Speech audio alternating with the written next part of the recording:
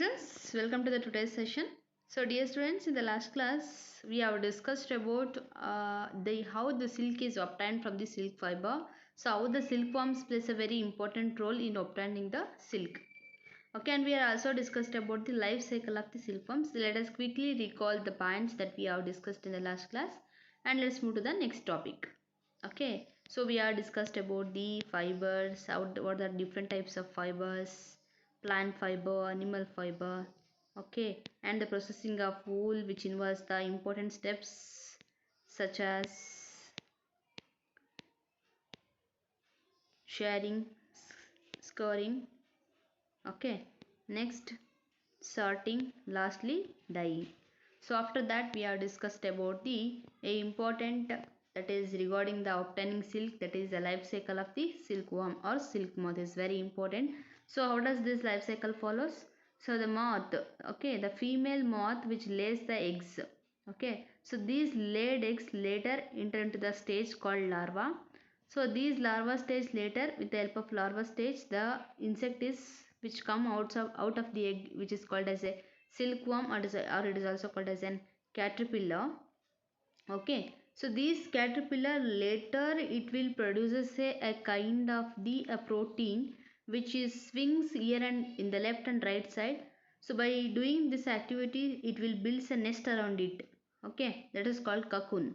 Okay, the silk fiber is obtained from these kind of cocoons. Okay, so if it is not extracted, if the silk is not extracted, so inside this cocoon again the new insect will born and it is takes into the next moth stage. Okay, like this the life cycle is maintained in case of silkworms. We are also discussed that silkworms are of different types are there. So depending upon the different types of worms, different types of silks are also extracted.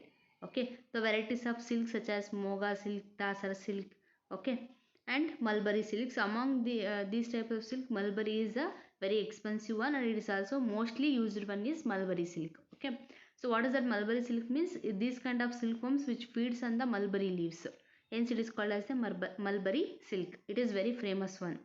Okay, so among them the remaining behind the mulberry also there are different kinds of silks are also there. So from that also silk is extracted, but as compared to all the types the mulberry is the most important one.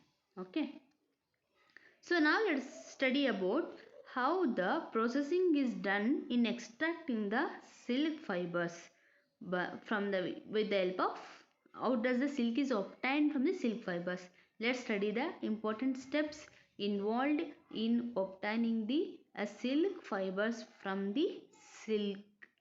Okay, silk from the silk fibers which are involved in the how the cocoon is helps in producing the silk fiber, and how from the silk fiber how the silk is extracted.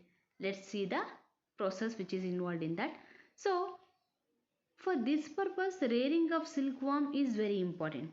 So how does the life cycle of the silkworm is how much important in producing the silkworm, like that rearing of silkworm is also very important steps. So the first step is we have to rear the silkworms. We have to select the good quality of silkworms to produce in the good quality of silk.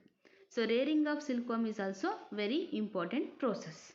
Okay, so how does the rearing of silkworm is done? See in this picture you can observe. So these kind of silkworms which are collected in a bamboo like trays.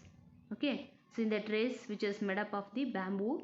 So the inside that one the leaves are spread. The mulberry leaves are spread and the insect were heating these kind of mulberry leaves. It will be placed in a kind of a bamboo sheets. Okay, so later these kind of while eating this kind of leaves which is present in that bamboo sheets, so it will later reaches a stage called a cocoon stage. After that it is sold to the silk farmer. Silk farmers will collect the this kind of so what happens, this silkworms will lay or moth will lay the eggs, no, that eggs is also collected by the farmers to rearing the silkworms. Okay, so some farmers what will do, no, so they directly collect the some of the silkworms. Okay, the two processes are also done.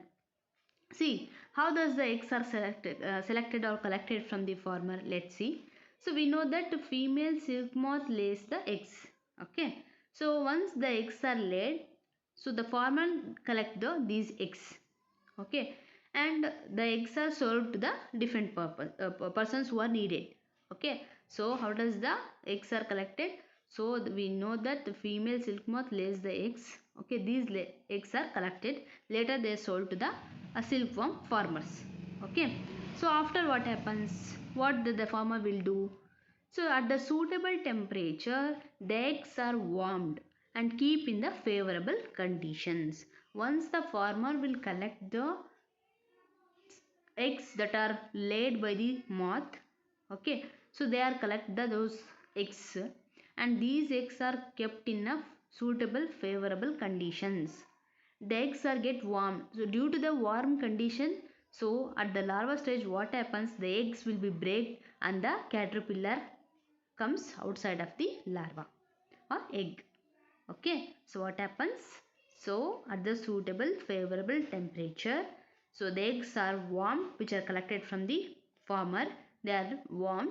Okay, after warming, what happens? Due to the temperature, the egg breaks and the caterpillar comes outside. So this caterpillar which feeds on the leaves of mulberry, usually this is done when the mulberry leaves, when the plant will produces a rich number of the leaves. Okay, at that time this process is done, usually during the when the plant will ready to give the fresh mulberry leaves, and that time this process is done.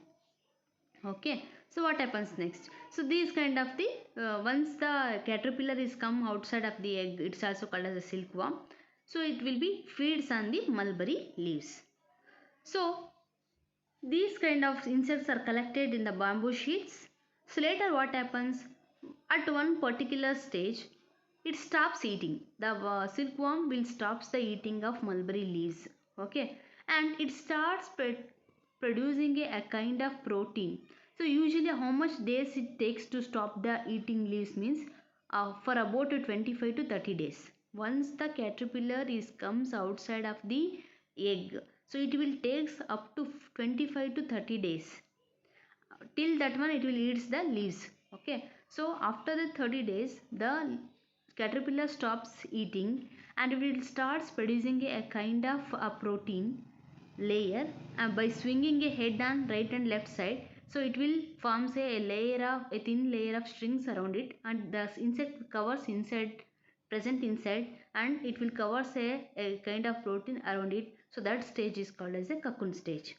Okay, so what happens at the particular time about the 25 to 30 days after the laying of the after the this caterpillar comes outside of the egg, after 24 to 30 days of what happens, these stops the caterpillar stops eating the leaves, and they enter into the next stage called cocoon stage. So how the cocoon stage is formed? So by producing a protein like substances and swinging a right and left side, it will form, it will covers inside. So the insect goes inside the this covering, and the covering is present outside. So this stage is called as a cocoon stage. So this cocoon stage is very important in producing the silks. Okay, so after producing the cocoon, what happens? Let's see. So here is the here which shows the what happens after the cocoon. See, cocoons with the silk fiber, they are boiled. So what the farmers will do? So they will boil the cocoons at particular temperature. After boiling, they will separate the silk fiber, separates out, unwind the fiber from the cocoon, they reeled. Okay, that is called reeling. So what is called reeling? Separating the silk threads from the cocoon of the silkworm is called as reeling. So what is reeling? Separating the silk threads from the cocoon of the silkworm is called as reeling. Understood? Separating the silk threads from cocoon of the silkworm is called as reeling. Okay, so in this way the processing of obtaining the silk fiber from the silkworm is done. So once this is happened, these silk fibers later they made into yarn, and later the weaving is done. So with the help of that, the silk cloths, silk sarees are produced. So I hope you understood this one, right? So how does the processing of obtaining the silk is happen? Okay. So see, I'll repeat once again. So after the 25 to 30 days, what happens? After the laying of eggs is done, so it will take the 25 to 30 days. After 25 to 30 days, the insects stop eating the leaves. Okay, so once it stops so this is how the reeling is done. So what is reeling? Separating the silk threads from cocoon of the silkworm is called as reeling. So after the reeling, in the 6th standard, you are already learned the process of obtaining the fiber, that is spinning, ginning, yarning. So these are the different steps in obtaining the fibers, isn't it? So what happens after obtaining the silk fibers?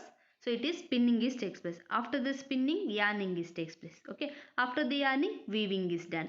After the weaving, different types of cloths are prepared. Example, saris, dresses, etc. Okay. So this is how the process of obtaining the silk from the silk fiber is done. Okay. So observe, I will repeat once again. So for obtaining the silk fiber, so life cycle of the silkworm, rearing of silkworm, so keeping the eggs in favorable conditions, and the feeding the silkworms is also very important one. Okay, so in what basis silks are differentiated means, usually we will find the different types of silks depending upon the three important characteristics. So which are those important characteristics means coarse, smooth or shiny appearance. So these, depending upon these characteristics, the silks are differentiated. Okay, we know that there are different types of silkworms also there. Example, Tasar silk, Kosa silk, Mulberry silk. Okay, there are different types of silks. How, on what basis these are differentiated means depending upon their coarse, smoothness and shiny appearance. Okay. So let's study about the last topic of this chapter, that is where does sericulture is majorly done in India. Especially in Karnataka it is done. Regarding the Karnataka, so in which place it is done? Ramnagar, isn't it?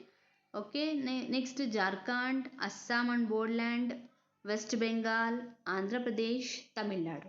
Okay, in these places sericulture is mostly done. I'll repeat once again.